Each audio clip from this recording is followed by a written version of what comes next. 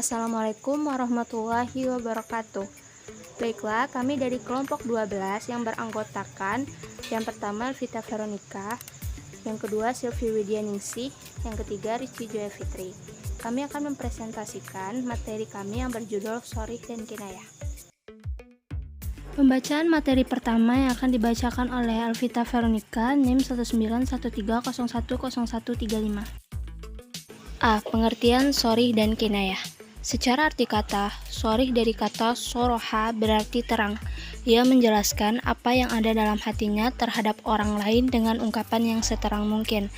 Dalam pengertian istilah hukum, shorih berarti kullu lafzin maksufil makna wal muradi haqiqatan kana au majaz, yang artinya setiap lafaz yang terbuka makna dan maksudnya baik dalam bentuk hakikah atau majaz. Maksud yang dikehendaki oleh pembicara dapat diketahui dari lafaz yang digunakan tanpa memerlukan penjelasan lain. Umpamanya pada waktu seseorang ingin menceraikan istrinya, ia berkata pada istrinya, "Engkau saya ceraikan."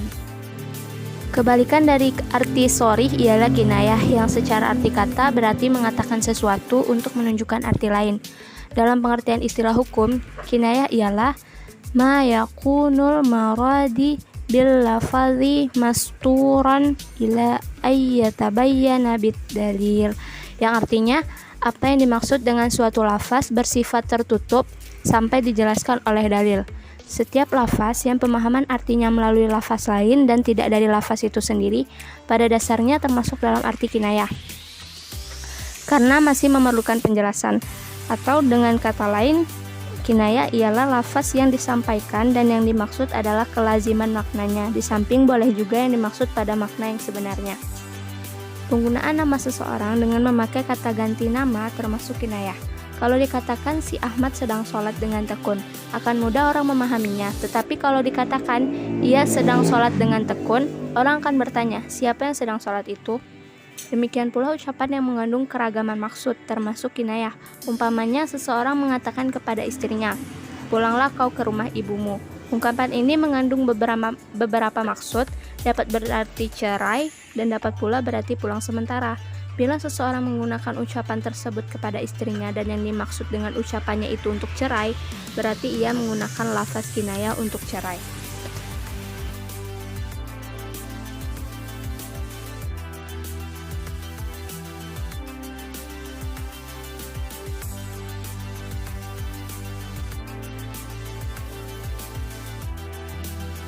Selanjutnya yang B, contoh shorih dan kinayah. Contoh dari Al-Quran misalnya firman Allah SWT yang menyebutkan sifat-sifat Rasulullah SAW dalam surah Al-Ahzab ayat 45-46.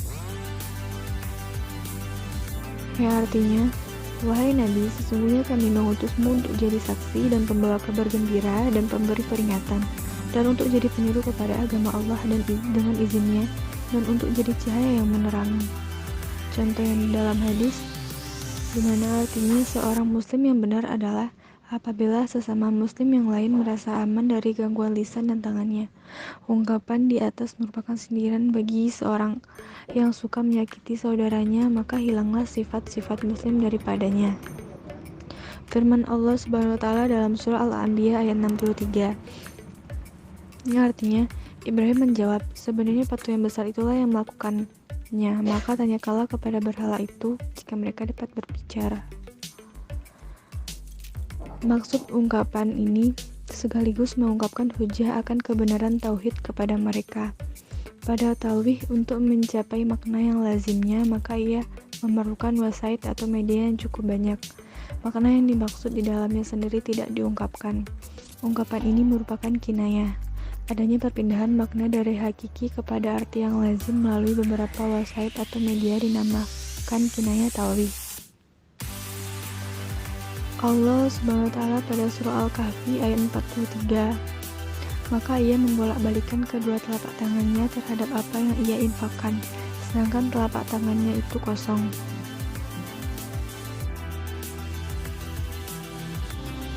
Pada ayat itu terdapat ungkapan yang makna asal ungkapan tersebut adalah membolak-balikan kedua telapak tangannya.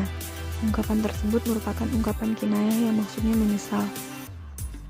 Contoh dari Al-Quran, misalnya firman Allah Subhanahu wa Ta'ala mengenai kinayah tentang bahtera dalam surah Al-Qamar ayat 13 dan surah Al-Fatir ayat 41.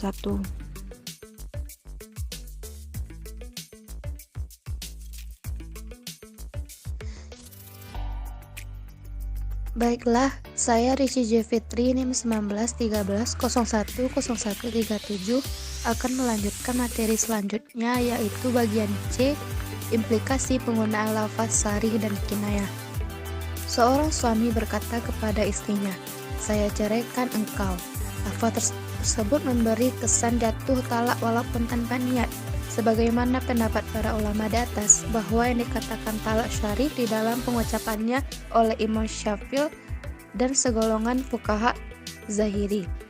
Di antaranya adalah talak atau cerai, firak atau pisah, sarak atau lepas. Maka apabila seorang suami mengucapkan salah satu dari ketiga kata tersebut, maka jatuhlah talak terhadap istrinya. Ketentuan yang berlaku terhadap lafaz sarih dalam ucapan adalah berlakunya apa yang disebut dalam lafaz itu dengan sendirinya, tanpa memerlukan pertimbangan tertentu atau niat, dan tidak perlu pula menggunakan ungkapan yang resmi untuk itu. Umpamanya lafaz cerai untuk memutuskan hubungan antara suami istri. Dalam bentuk apapun, jika lafaz itu diucapkan, maka berlangsunglah perceraian seperti "Saya ceraikan engkau", "Hai cerai, kita bercerai", atau kata lain yang sejenis lafaz kata tersebut. Kinayah merupakan istilah yang sudah dikenal dalam beberapa wacana keilmuan, seperti fikih, tafsir, dan balaghah. Secara leksikal, kata tersebut bermakna suatu perkataan yang diucapkan oleh seseorang, akan tetapi maksudnya berbeda dengan teks yang diucapkannya. Kinayah merupakan salah satu dari 3 bahasan yang menjadi kajian ilmu bayan. Kedua bahasa lainnya adalah tasbih dan majas. Perkembangan konsep kinayah dalam wacana bahasa Arab juga berimplikasi terhadap penggunaan istilah tersebut pada kajian tafsir. Penggunaan istilah kinayah dalam kitab-kitab tafsir sangat beragam. Pada masa-masa awal, penetapan atau penyebutan suatu ayat atau kata sebagai kinayah berbeda antara seorang mufassir dengan mufassir lainnya. Hanya itu yang dapat saya sampaikan. Wabillahi taufiq wal hidayah. Assalamualaikum warahmatullahi wabarakatuh. Terakhir kesimpulan, secara arti kata, sorih dari kata soroha berarti terang. Dia menjelaskan apa yang ada dalam hatinya terhadap orang lain dengan ungkapan yang seterang mungkin. Kinayah adalah setiap lafaz yang pemahaman artinya melalui makna lain dan tidak dari lafaz itu sendiri. Pada dasarnya termasuk dalam arti kinayah, karena masih memerlukan penjelasan. Atau bisa dikatakan bahwa kinayah adalah lafaz yang disampaikan dan yang dimaksud adalah kelaziman maknanya, di samping boleh juga yang dimaksud pada makna yang sebenarnya. Contoh dari Al-Quran misalnya firman Allah Subhanahu wa Ta'ala yang menyebutkan sifat-sifat Rasulullah SAW dalam Quran surat Al-Ahzab ayat 45-46, yang artinya, "Wahai Nabi, sesungguhnya kami mengutusmu untuk menjadi saksi dan pembawa kabar gembira dan pemberi peringatan, dan untuk jadi penyeru kepada agama Allah dengan izinnya, dan untuk jadi cahaya yang menerangi." Contoh dalam hadis, seorang muslim yang benar adalah apabila sesama muslim yang lain merasa aman dari gangguan lisan dan tangannya. Ungkapan di atas merupakan sindiran bagi seorang yang suka menyakiti saudaranya, maka hilanglah sifat-sifat muslim daripadanya.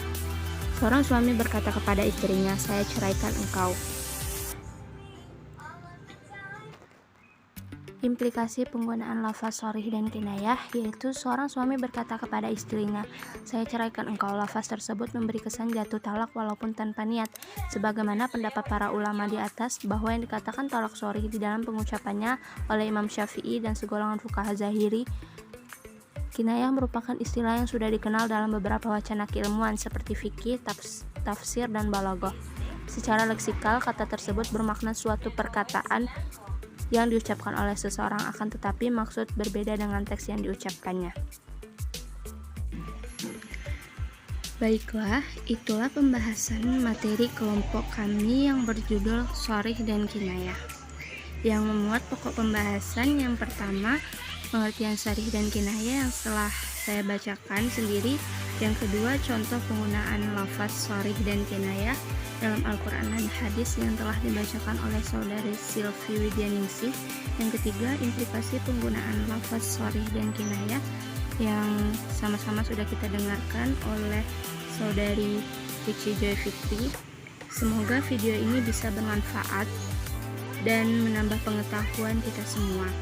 Mungkin hanya itu yang bisa kelompok 12 sampaikan. Assalamualaikum warahmatullahi wabarakatuh.